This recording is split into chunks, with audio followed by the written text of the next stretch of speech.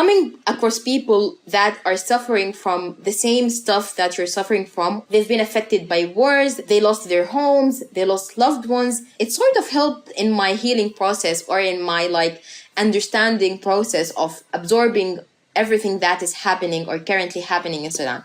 This is the part that is sentimental to this journey.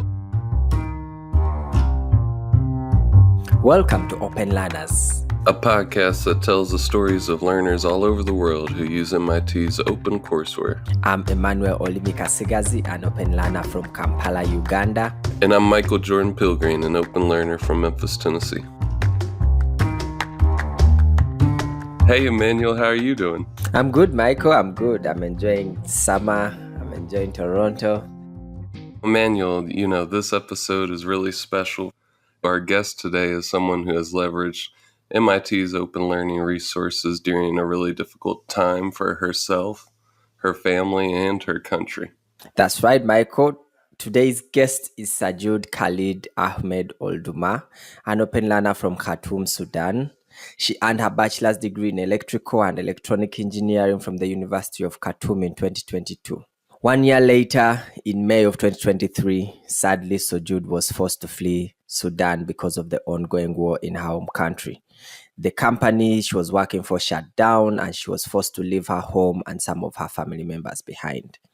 She currently lives in Egypt, where she's working on her certificate in computer and data science as part of MIT's Emerging Talent program, and she's working towards a MicroMasters in statistics. There are so many difficult and inspiring parts of Sujood's story, but one thing that stuck out to me is that Sujood applied to Emerging Talent because she felt like she had nothing left to lose.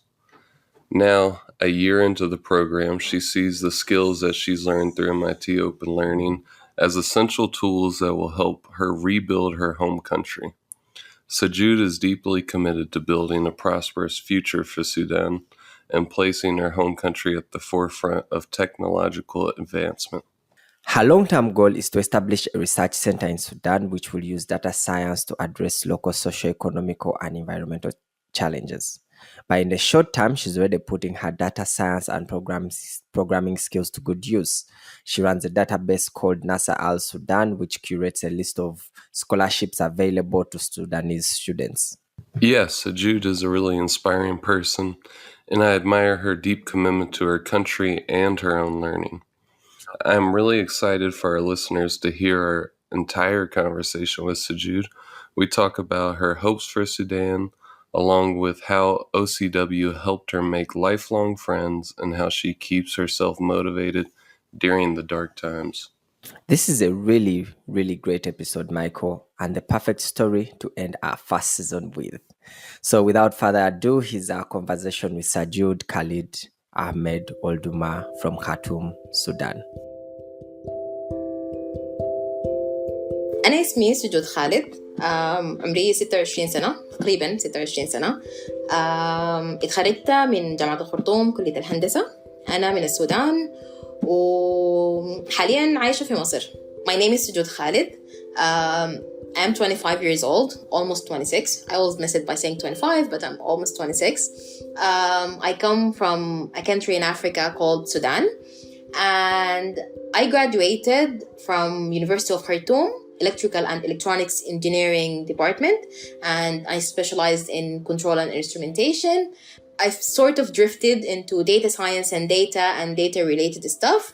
And yeah, I'm just exploring it and learning about it. Would you want to just start off with sort of how you grew up and your experience with education then? I grew up in the capital city of Sudan, Khartoum. Basically, Khartoum consists of 3 cities, Khartoum, Durman, and Bahri. I grew up in Durman. It's a lovely city. And my childhood was lovely, I guess. I grew up with 4 siblings. They're all males. Also, I shared a hobby with my father, which is reading. And I think it participated a lot into the person I am today and the personality I have. We just read books and discuss them. As of my education, in my basic school, I went to a private school. And then after that, my experience changed a lot because I moved from a private school into a public high school. which had too many number of students there. They all come from different backgrounds. They all have different stories and different personalities. I think it was around that time I started to realize that I'm interested in mathematics, and I love it. I love mathematics.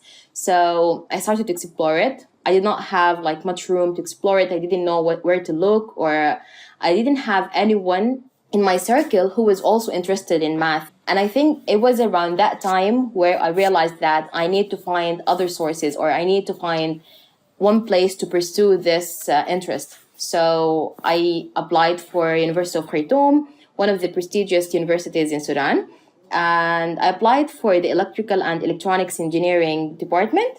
I got in, and I was really excited because all the things I heard about it was that engineering was embedded with these mathematic courses, and that we'd get the chance to explore so many of the stuff in math. But then I think I was shocked because the content did not have like in-depth things about math, or like too many advanced topics about mathematics. And I think it was that I realized that it's not the answer. Maybe it's like the start of the answer, but it's not it. And I need to like pursue my interest somewhere else. I love your journey, particularly because I understand and resonate with the fact, when you come from a small private school, then you go to a big school and it's like, oh, look at all these people and it's a new experience.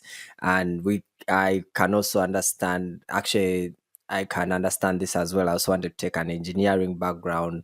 I ended up taking a computer science course as well. But that's an interesting journey. I just wanted you to shed some light on the difference between online learning when you finally encountered it, and traditional learning back home. How was that difference for you? So I think the difference between traditional learning, or maybe the learning at school, and then we had like structured content that was not always up to date with what was happening in the world, especially in specializations like engineering, and that are like they're changing at the moment and they're evolving, and too many technologies are being advanced every day. And that was not reflected in the content that we had at the time. But then, on the other hand, the online learning and the online material, it's embedded with knowledge. It's unlimited. Let me talk about YouTube. You go to one link and then you start learning, and then you find another one that takes you to another thing or another topic. And it's just like it opens a world full of possibilities, and you can get to explore everything you want. So just a follow-up question there, Sujood. When you first found MIT OpenCourseWare, was that through YouTube, and was that during your undergraduate studies, or was that during the time when you started becoming a teacher assistant? My first experience with MIT OpenCourseWare was during my undergrads, actually. It was through one of my TAs.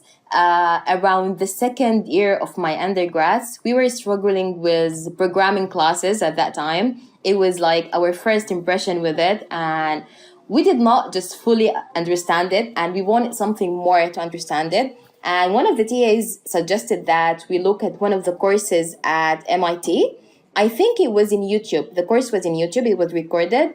It was not just me. I had like a couple of other fellow students with me, and we studied the course together. And then after that, we wanted to like, okay, there's this website. It has so many courses, not just about programming, about too many other stuff, some of which we already had in our undergrad or in our materials. And it's just delivered differently. It's structured in a different way. And yes, I owe MIT OpenCourseWare a lot of my mathematical knowledge and mathematical understanding. It comes from there, I guess. Amazing. It's really cool that you were in a group too. I think you might be the first learner that was using MIT OpenCourseWare in a group. Would you just maybe talk about how using OpenCourseWare, especially in the group, it sounded like it helped you academically, but did it help you like with personal relationships, with friendships? I did not actually reflect on this throughout my life, but now looking at it, I think it did help me, and especially when we were in our second year of my undergrads, and around that time, the structure of university, like I applied for electrical and electronics engineering specialization. But at first 2 years, we study like from different specializations. So we were too many students coming from different areas and going into different areas.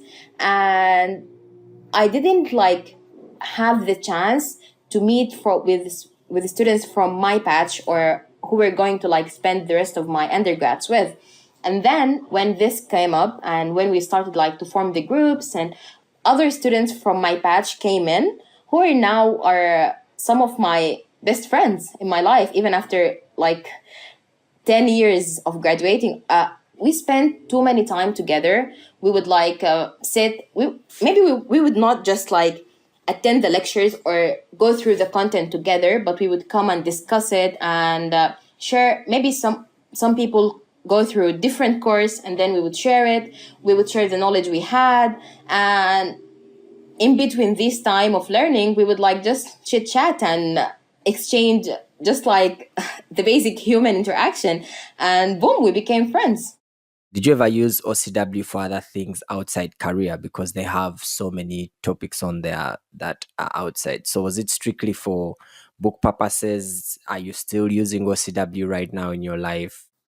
I think originally it was for the pure academic reasons that I started like going through it and studying it. It was just for pure mathematic content and other stuff related to my academic journey.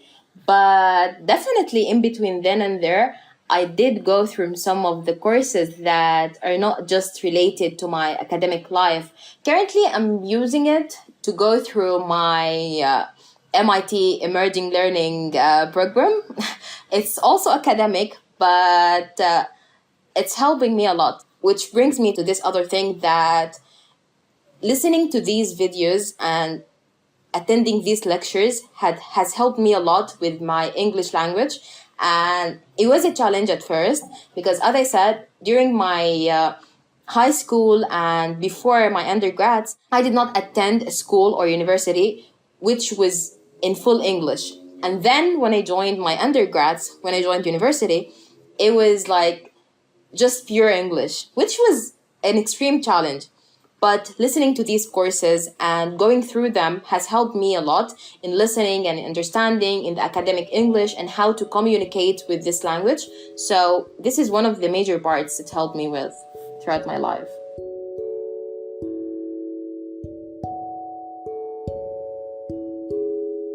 How did you find emerging talent, first of all? Maybe you could give us a brief background about that. I was going through really hard time in my life when I found out about the MIT Emerging Talent Program.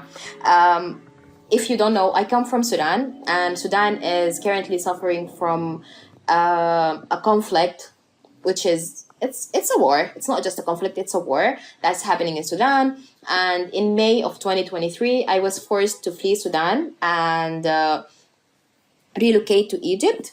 I lost like everything that I love. I lost my home.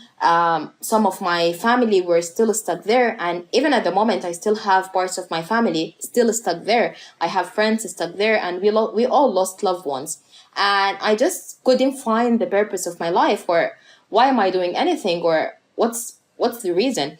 I remember I met this one friend, and she was talking to me, and we were discussing just how this war is affecting our lives and how we need to overcome it. Not just overcoming, but we need to work on ourselves. So when the time comes for us to go back to Sudan and build it, we have the knowledge and we have the power to do so. At that time, I was looking for materials and stuff. And this same friend, she sent me the application for MIT Emerging Talent is coming in like a couple of hours. And it was talking about the program, and that Sudanese people are now eligible for it because it's directed toward people who are suffering from wars, conflicts, and who are refugees and everything. The deadline was approaching like a couple of hours, and I needed to prepare for it and write all the essays, and it has like a mathematical tests and other programming tests and everything. And then when I reached like the last part, it needed a video recording. This is really funny because every time I remember it, I laugh about it.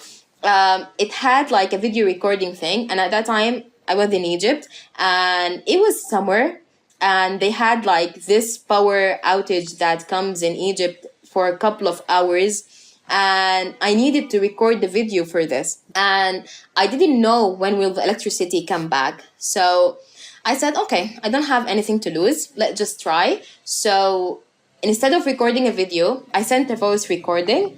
I didn't think they would accept it, because why would MIT accept a voice memo when they clearly stated that they wanted like a video recording? But I sent it anyway. I had nothing to lose and I didn't have alternatives. So I sent it, and a couple of weeks after that, I got the email, I got the acceptance email. And I think the program has been really helpful for me, coming across people that are suffering from the same stuff that you're suffering from, or have been going through the same journey, the same things, or maybe not just the same, but something similar, and they've been affected by wars, they lost their homes, they lost loved ones. Like going live with people who understand the things that you are going through, it sort of helped in my healing process, or in my like understanding process of absorbing everything that is happening or currently happening in Sudan. This is the part that is sentimental to this journey. What project are you working on that side? How is it important to you? How did you arrive to that kind of project? Maybe if you can shed some light in that aspect as well. The project that we're currently doing. So our graduation project from the program, we united, me and another MIT fellows from Sudan, and we're doing this project which is directed toward education in Sudan. The educational system basically just fell down. The schools are not working, universities are not working. Some of them are working online, but the majority of the schools and universities in Sudan has not been working for more than a year now, which is a disaster. And we need to look at it, and we need to like find solutions to it. So our graduation project is that we're trying to offer students with alternatives to this. There is this website called NASA Sudan. It's an initiative that collects all the other alternatives, or all the other like scholarships, universities that accept Sudanese people outside of Sudan, and the requirements and all the process that they need to go through in order to apply for these universities. So we're helping with their databases. We're rebuilding the databases for these universities and the website and everything in between that. I was just curious if you wanted to talk about, after the program, after all the learning on OpenCourseWare, if you have a vision for your own future, or if you have an idea of where you want to go in the future at this point in time. Well, I'm still not quite sure. I don't have like a clearer vision of where I want to go. I think merely because the situation in Sudan is not quite clear yet, and all my career plans and my life plans are oriented around Sudan. And I think this past year has affirmed me that I really want to give back to Sudan, and I want to help build Sudan, because I can't belong anywhere. I can't find anywhere to belong, and I want to build Sudan for the other people, the other generations that will come to find some place to belong to, because belonging is one of the most important feelings for human beings. And I sort of want to contribute this knowledge I have, or I think I have, to building Sudan and to its healing and to its recovery. So currently I'm just looking for opportunities throughout the program, and after finishing the program, I'm looking for opportunities to contribute this. That's perfect. No, we understand that, having certainty in the future. One final question from me, and then I'll let Emmanuel kind of take over, is do you have any advice for anyone that may be in the same exact situation that you are? If I can give like advice for people coming from not just the same background, but from communities where they do not have access to maybe quality education or opportunities, don't wait for them. Just seek these opportunities, and do not. I remember I read this somewhere that it was something about self-rejection and how we always like self-reject ourselves, and we do not give ourselves the opportunity to even be considered for something. And just do not self-reject yourselves. You're not losing anything by trying, but when you're not trying, you're not even presenting yourself, and you're not giving yourself the opportunity to being considered for something or to take something. So self-rejection is the worst enemy for everyone. So just don't self-reject yourself. If there is opportunity and you're not going to lose anything, so why not just try it, and why not just like take this opportunity? If they gave you a magic wand and they told you, okay, you could add something to the OCW movement, like you could add something to this or remove something from it, what would that be? If I have a magical power and I am to add anything to MIT OpenCourseWare, what would it be? I think the one thing that I would add is to find some magical way or some magical power just to get rid of the language barrier, and maybe give everyone the opportunity to benefit from the material and from all the stuff that are out there without the language barrier. That's awesome. That's great, Sujood. I love your story, and I would like to personally thank you for, telling us your story. And we hope that anyone else listening to this who get inspired, will know that actually this is not just some online learning thing online. It's actually helping lives. It's helping people, not just in school, outside school, in the toughest situations. I guess my final question to you would be, first of all, as someone who has gone through all this, I know it can't be easy. Maybe how do you stay focused? How do you stay strong? You mentioned don't self-reject, which is a powerful thing. Like, what do you do to self-motivate, to push, to drive when in that moment when you feel like giving up? What moves you? Well, about staying focused, I won't lie. I'm not focused most of the times because, like, as you said, the world is still happening and people are still suffering. So most of the times all the news coming from Sudan just absorbs us, and we find ourselves, even though we're not in Sudan, but we are in Sudan. And even so, we're not physically like there, and we're not physically hurting, and we're not hearing the bombings and everything, but we are there. And it's hard to stay focused, and it's hard to continue with our lives, even though we know that a war is happening back there and people are dying back there. So most of the times it's really hard. Most of the times it's impossible to focus or to study or to do anything productive. So I could say that maybe every couple of productive days I just crawl in my bed and I don't do anything. I don't find the energy in me to get out of my bed and do something productive. And I understand that. I understand the reason behind that. But then I try to just remind myself with the whole purpose of it and why am I doing it, and that there will come a time that we will build Sudan. It will come, even though we don't know when, whether we're going to be alive to witness it or to participate in it. But if we are, Sudan will need us to be as strong as possible to build it and to participate in it. And this sort of gives me some peace. It sort of helps me a lot with, okay, I'm not doing it just for myself. I'm not doing it just for my family, but in the bigger picture and with a heart filled with hope, I'm doing it for Sudan, for when the time comes that Sudan needs to be built, that I'm ready. Wow.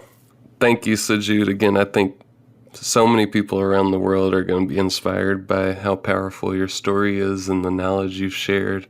So we are very grateful that you came on and were able to share your journey. And, I know it may not be complete representation of your journey, but I hope it does capture a small piece of it that other people can find inspiration from. Thank you again.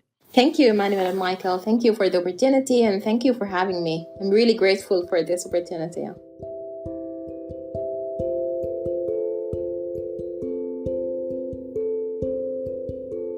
Wow, Sujood has really been able to do something extraordinary. She spent the most difficult moment in her life expanding her own knowledge so that she can rebuild her home country of Sudan.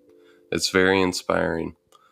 What's been on your mind since we spoke to Sujood, Emmanuel? Yeah, Michael, I've been thinking a lot about this episode because it's a very touching episode. It's a very inspiring episode. I like the part where she says never self-reject. But here we have someone, a young person in their mid-20s trying to start their life, and the worst possible thing that could have happened to someone happens. But in the midst of all that, she pushes through, she perseveres. And what amazes me the most is somehow OCW may not have solved all our problems, but it kind of provided a guiding light. It kind of provided a hope in the midst of all this glimmering darkness. So what about you, Michael? What was your takeaway from this? I found Sujood's honesty to be the most impactful thing to me. She doesn't shy away from sharing that there's multiple days where she just can't find the energy to get out of bed. And when you think about the separation from first her land, but also her family and her language, you should really just take a moment and pause and reflect on how that would be for you as well. But despite all that, she continues to improve herself. She continues to hope for a better day. I just find that so inspiring, especially coming from a country like the United States, where we've never had to worry about that type of separation from the ones we love. So that was the most impactful thing for me. And Michael, how are you feeling? Did this live up to the dream we dreamed up on that Zoom call so many months, almost years ago now? We surpassed any dream or vision that I could have thought of all that time ago. It was full of inspiring moments. It was full of inspiring stories and inspiring people.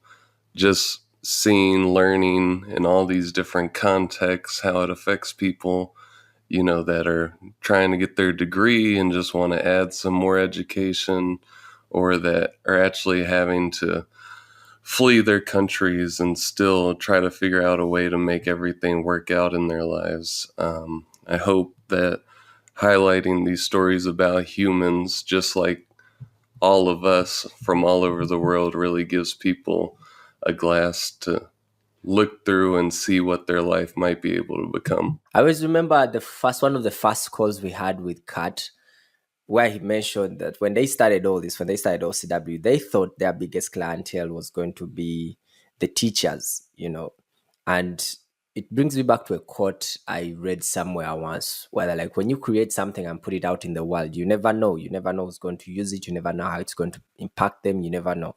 And that's what I've loved about what this podcast has brought to light, in that his resources that are open to everyone in all over the world. Yes, you know people are using them, but you don't know what for. You don't know how they're using them. You don't know what they're developing. You don't know how it's affecting their lives.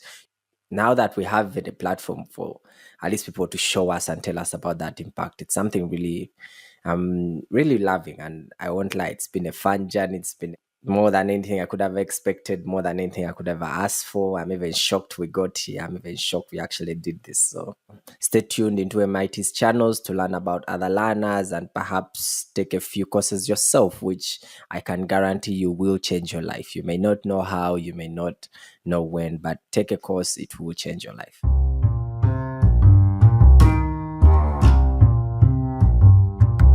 Open Learners is produced by Alexis Hott. Special thanks to the supporters and donors who make OCW possible. To learn more about MIT's OpenCourseWare and to check out the courses mentioned in this episode, visit the OCW website at ocw.mit.edu.